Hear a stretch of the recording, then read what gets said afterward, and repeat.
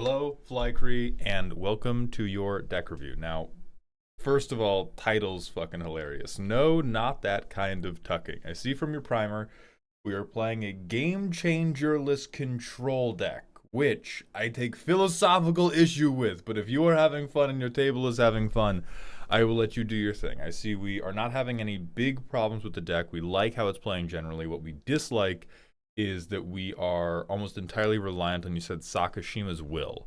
So we have like one big board cloner, and if we don't find that, or until we find that, we can't really close the game. So maybe ways to close it out a little more quickly, other effects that could achieve the same thing, other ways to leverage the tokens. That's what I'm going to focus on, and then kind of make fun of you if you play any other bad cards.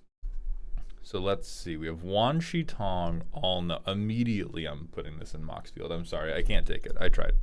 I'm so sorry. This won't count. I won't count this against the time. I'm so sorry. I can't. My eyes can't do it. Categories.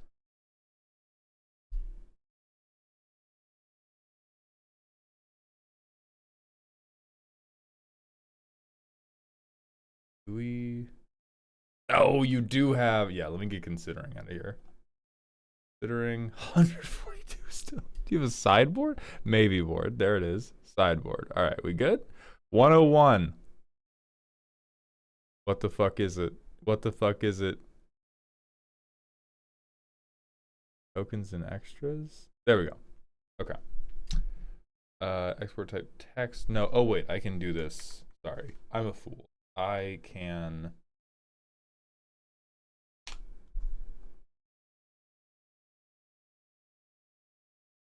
do that straight from the URL.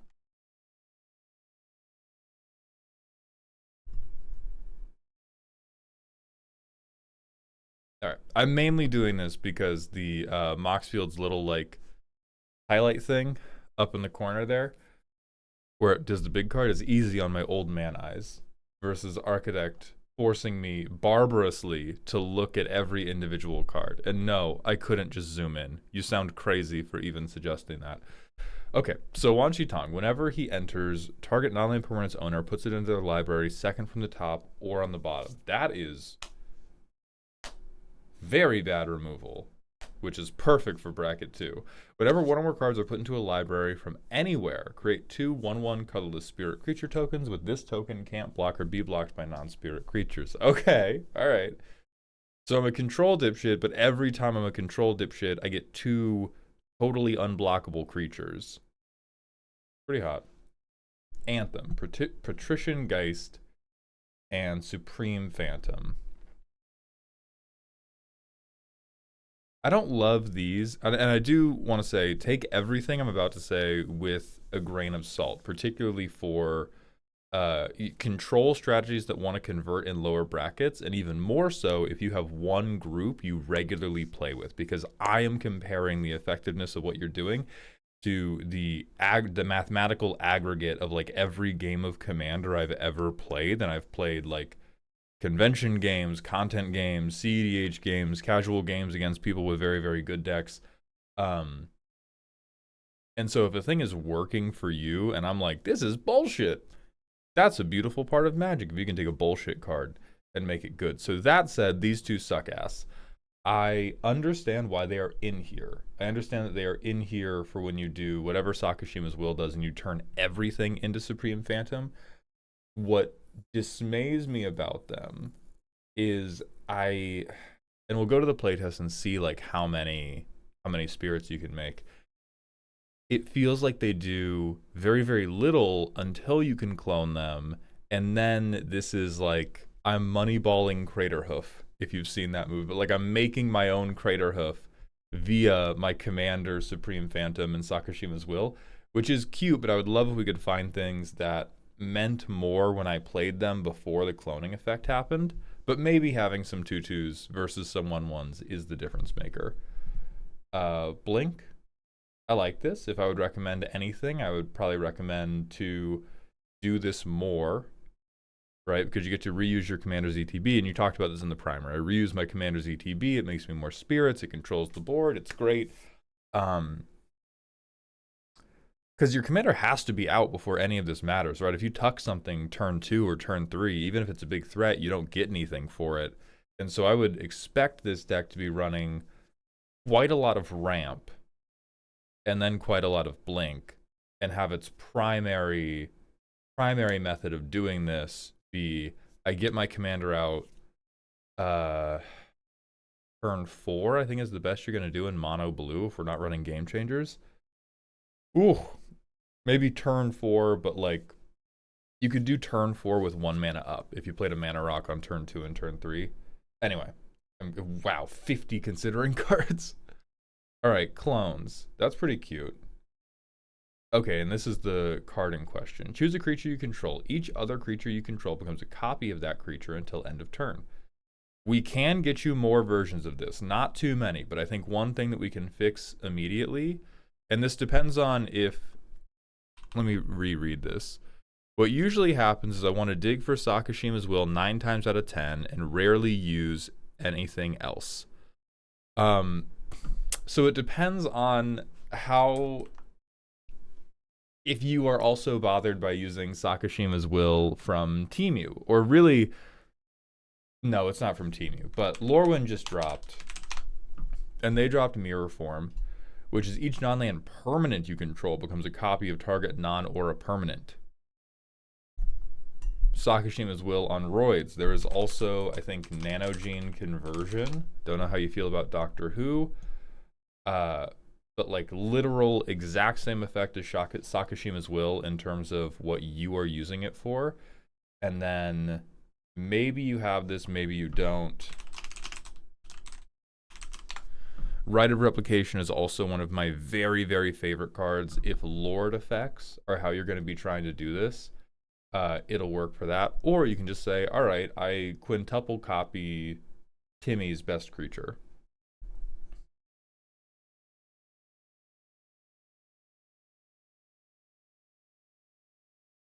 Okay, we've got counterspells.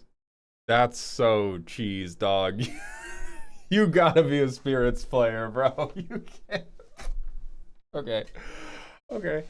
Um, I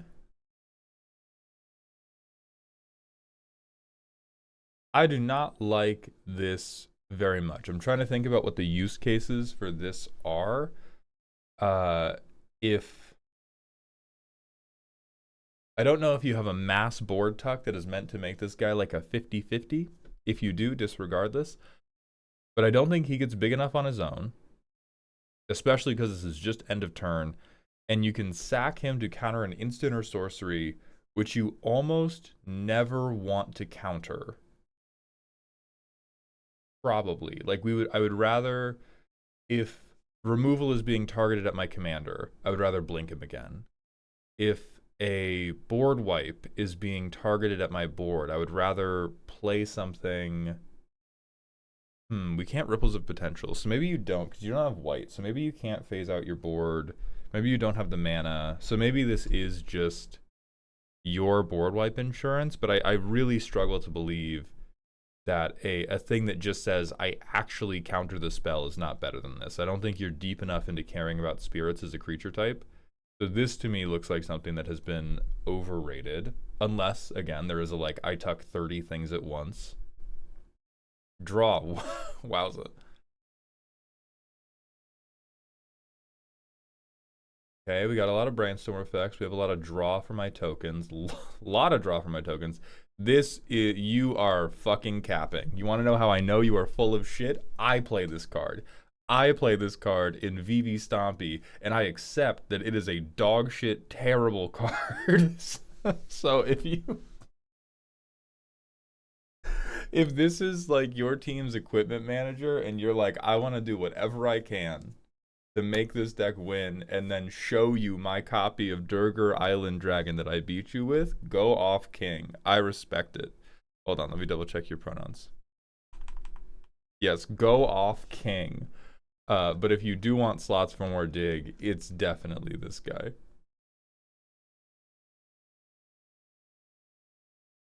Kindred Discovery, sure. Frantic Search, sure. Fairy Masterminds, yeah, cute and almost certainly good. Skull Clamp is cute. Azcanta probably works. Stock Up probably works. Yeah, better Wan Shi Tong definitely works. Ascension definitely works. Oh, a creature who wheels me. Okay. 38 lands, responsible. Thought Vessel, aspirational. We do not have anywhere near what I would consider enough ramp. Spirits. Whenever a non-token spirit you control enters, make a 1/1 colorless spirit token. This is total cap. There's no way you have enough spirits for this. On spirit, enter tap target creature an opponent controls. Okay, Nebelgast, great, because it doesn't say non-token.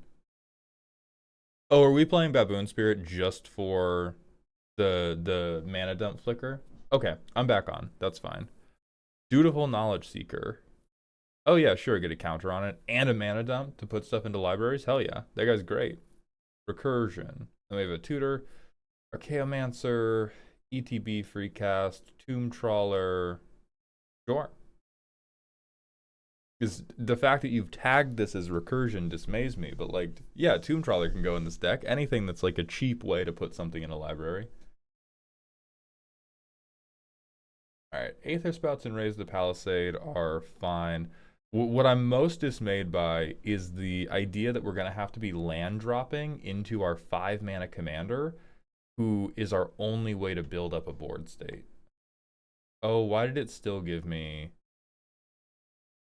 God damn it, it still gave me 148 cards in the main deck. Do you have 148 cards in the main deck here?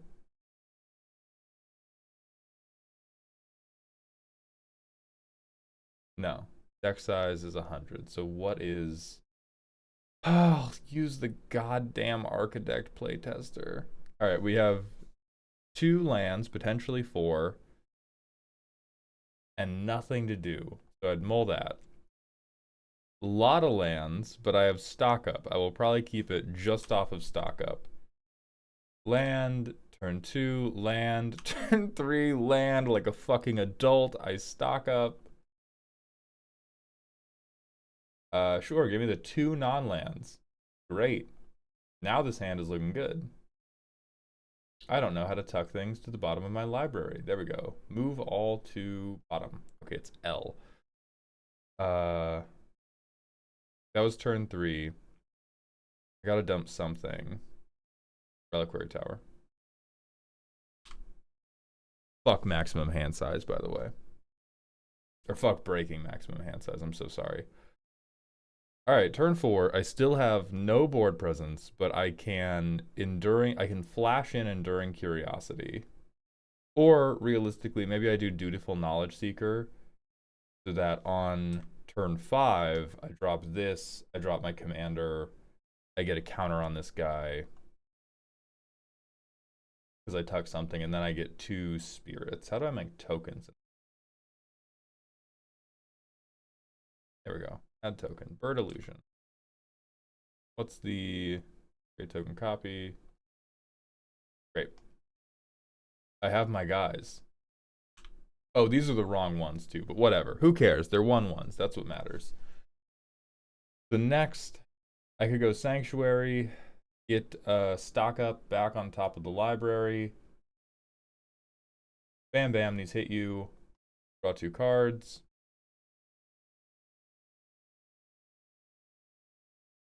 Really, really slow. I like what's happening now. From here on out, I believe in the deck quite a lot because you have a card draw engine, you have creatures that cannot be blocked to fuel the card draw engine. Please pretend I flashed in Enduring Curiosity when it would have made sense to. We have protection for our commander that can also double as removal, which will grow another body who can block for us, and we have mana sinks to make sure that the army keeps growing. So I like all of this. The only thing that I think we are overlooking is we are doing it crazy, crazy slow. And maybe this playtest is not indicative of the deck as a whole, but we've given ourselves really, really sparse options to do Wan Shi Tong ahead of curve. They exist, but at only 8 in the deck, chances are we're going to see less than 1 every game, which means your average game is Wan Shi Tong on 5. if our average game is Wan Shi Tong on 5, I think it would behoove you to either have more early blockers you could do, or we need to look into juicier anthems that can be played such that when it happens, it like really, really happens. Because this isn't even, you know, I'm the grand mastermind, mask off, I reveal my great plan. This is like, I have opened a lemonade stand, and on turn 6, I am going to begin selling lemonade for a reasonable cost. But once you get here, I really, really like it. So I think my first recommendation would be need more ramp. And I think the ramp you are picking, how do I leave this accursed place? Back to deck. Okay. My first recommendation would be to change the type of ramp we're doing. The ramp that matters is mostly how do I get to Wan Shi Tong earlier. Now, a lot of these 3-mana rocks you do have a use case for. Bender's Waterskin, I see you. You have 1-mana spells that you want to cast on other people's turns. Great. Decanter of Endless Water, you are mostly full of shit. I think the main thing we need to confront that will fix both your ramp problems and the, I sit back drawing cards and that can take a really, really long time because we have to dig super deep in our deck, is we gotta stop being afraid of maximum hand size, and I think you want to move a little bit from straight draw into impulsing. Because it seems like what the deck needs is typically not a million cards, it's the right cards once you get set up. Like once you're set up, you need to find some type of anthem pronto, hopefully a better anthem than these, but some type of anthem pronto, and then you need to keep having flicker, or you need to keep having recursion for your stuff. So like the mulligan we kept in the playtest, stock up really saved the hand. Like if stock up's not there, we don't do shit. And I tend to think we probably don't do shit if it's brainstorm either. Like I know this is attractive because it is instant speed, but I am personally inclined to believe that unless we are going really, really card positive, things like brainstorm, and I'm going to show you a bad card. Things like brainstorm are often better off as things like impulse, because you are almost inevitably going to get to an incredible mass of cards in hand the moment you find Enduring Curiosity. Right? The moment you get this motherfucker, you have 2 to 4 spirits on field. You are like better than Rhystic Study levels of card draw. And so if we want to find space in the deck to play like kookier stuff or to look for other ways to drag a win condition out of these spirits, I would say your important card draw engines are Crafter, Curiosity, unfortunately Kindred Discovery, and then Waterbender Ascension. Gold Clamp is still really, really efficient, but like even I would call into question Frantic Search, Brain Surge, Brainstorm. Call into question. I would call Cavalier of Gales into a little bit of question. I know he does shuffle on death, so he's a really good blocker. I would rather be impulsing. I would rather be impulsing to get, and I missed Bident in that first pass of really, really important card draw engines. So I don't think you've done anything wrong, but I think you have overrated things that like are just pay mana, draw cards once, and I think you have underrated pay mana, look at top whatever, get best card out of there, because for you, these card draw engines are very much not made equal. Thank you, kitty. Thank you. I should have worn long pants for this. Because playing Whirlpool Rider is really like, hey guys, I need to emergency mulligan because this hand has shit its pants a little bit. Like, it's cool because it works with the commander. Does he get to stay? Am I really gonna say cut Brainstorm but don't cut Whirlpool Rider? Is it 1 or more? That's 1 or more. Okay. So you get 2 out of this. You get 2 out of this guy. That's almost enough. I think you keep trying him. Da da da da da. So I like Moonlit Medallion. I don't love Naga Fleshcrafter or Mirror Hall Mimic. Actually, no, the Disturb is fine. Oh, and Naga Fleshcrafter is actually, the Renew is the same as Nanogene Conversion. Okay, that's why they're in here. Never mind. I am back on with these.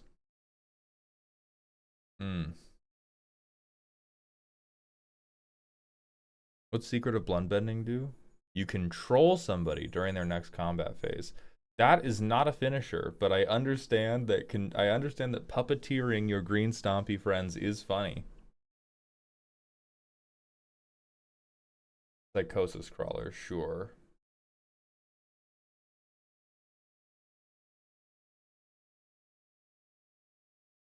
Absolutely adorable. Absolutely adorable. Removal section is perfect. Don't change a thing.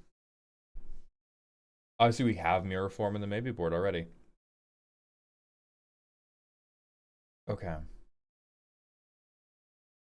You really are limited by how many cards you can put in the deck. That's crazy. I always see people argue for that with their commander decks, and it's never true. But this one, I'm like, everything in here is good, and if I could just run like a 120 card deck, it would be perfect because we could draw through all of it. And then everything in it would be good. All right, so the core philosophical problem we have to confront then is we are playing a Coat of Arms deck that does not want to run Coat of Arms, which is questionable at best. You said you don't want to rely on cards like Coat of Arms because that would be boring, but your win condition is, I have 30 guys, how do I make them beat you to death? So what are other things that we could do? We can't do Mirror Entity because I think that's a white card. Other cloning methods aren't going to work as well. Doing Rite of Replication is probably less effective than doing Naga Fleshcrafter's ability, or even like Moonlit Medallion's ability over a couple turns. Okay, I think I'm going to return to Mirror Hall Mimic is my least favorite of these. I realize you get one every upkeep, but because this deck is not kicking on until the late game, I think this gives too many chances for your opponents to remove it on like turn 10. Because this mandates that we have some spirits, we have an anthem, we get this into the grave, and then we enchant it, and then over like the next 3 turns, you're going to be fucked. I think this is something that could become Rite of Replication, and it becomes a little bit more explosive. So that if you get Supreme Phantom down on like turn 7 or 8, then turn 8 or 9 is like, I am making a full-throated attempt to win this game, rather than I am making a full-throated attempt to convince one of you to use removal on my Supreme Phantom.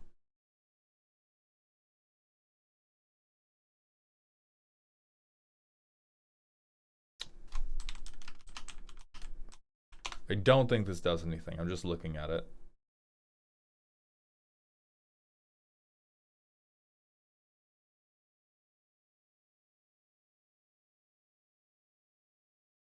That one's not bad, but I worry it's like, it's too alright on both modes. Only getting 1 token copy of a permanent isn't really enough to bring this deck home, and drawing cards equal to the greatest mana value among permanents you control is probably 6 mana, draw 5, and that I think is tasty, but the way this deck works, I think we're still in the camp of I would rather impulse to get to Curiosity Crafter or something.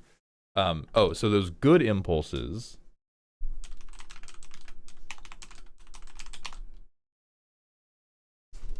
This one I think is one of the more severely underrated cards for Commander, because it still goes card positive and you go 7 deep, which is so fucking many. Oh my god. Oh my god, it's so many cards, dude. You don't understand.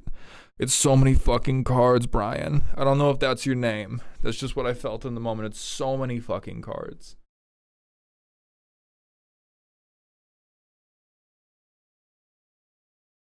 Let's see if there's other crazy impulses. Yeah, hey, yeah, Thassa's Oracle, great. I'm not sure if you do low mana spells enough for dig through time, especially because you're trying to like reshuffle stuff into your deck as often as you can.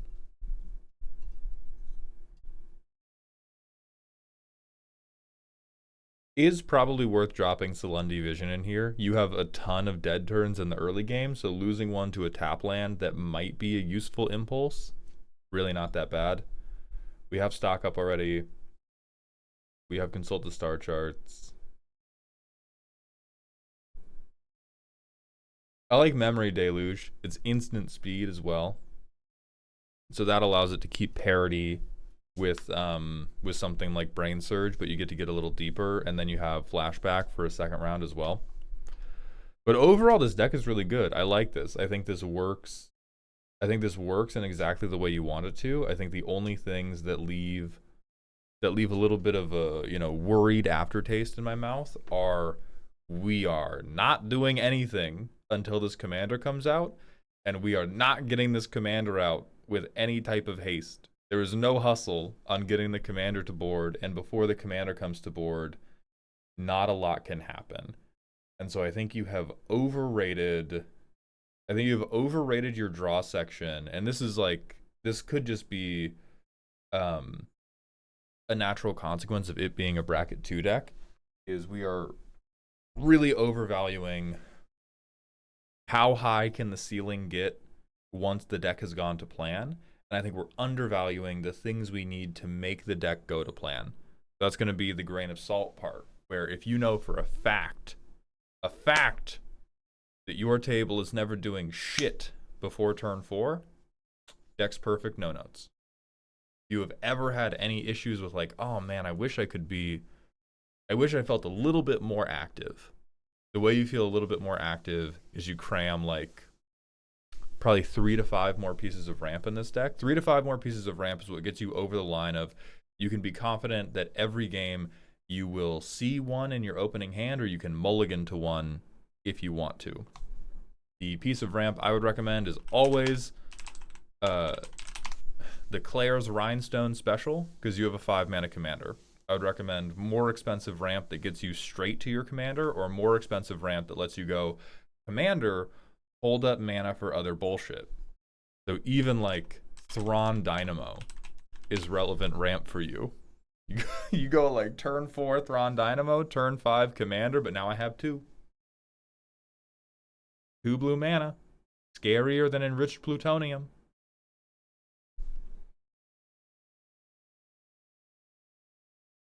But as I said, I like this. Back to the original philosophical point, because I realize I've gone a little bit over time here.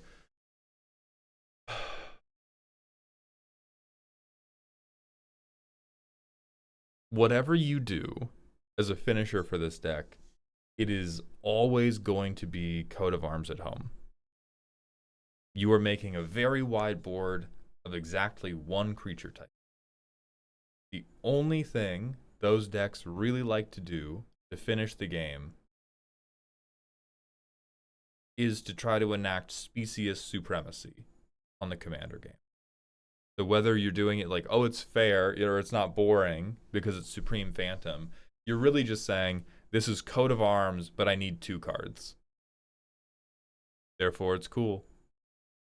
And I know that makes sense intuitively, but it is a psychological thing you're going to have to get around if you ever want to have a different finisher, because until then, you are stuck doing, I need coat of arms across 2 cards. Like if you did, you could do Altar of the Brood if you wanted everybody to hate you. Like you could try to convert all these tokens into mill. Right? There's a million things we could do, but ultimately it's going to involve some type of banner. And coat of arms is always going to be the meatiest banner for these things. And so I think the way you've done it right now works. And I think ramping and impulsing will help it work a little bit better than it currently is. But I don't think there's a different way to create a finisher that doesn't require you to go and meditate on why coat of arms is just like too much, but 10 copies of Supreme Phantom not. And to be clear, I also agree with you. I think I'm biased in the same way, but I do think your bias is what's holding it back from having different finishers. So I hope you enjoyed, and have a great day.